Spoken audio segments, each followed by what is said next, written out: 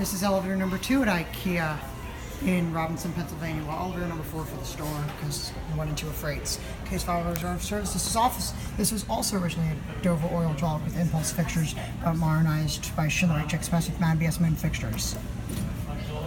And I hear the motor. I think that may be the other elevator. Dover, yeah. 2. And again, all they did was a fixture, controller, and motor replacement. I'm not even sure about the motor though. That fan sounds awful. I wonder if that's original. But this also has the sick voice that I do not like.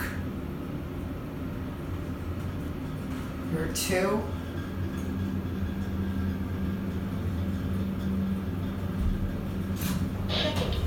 Someone called it somewhere. Yes, someone called it. This one doesn't have direction messages. 88 phone. Yeah, I'm not going to even bother pressing because someone called it. Yeah, car 4.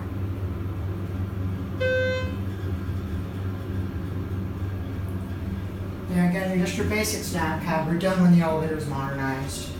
Didn't change instantly that time. 88 phone, if I didn't already mention. Here, Rebecca 1. Press 2 for them. That's new. Mad. What's that? I'm not talking to anybody.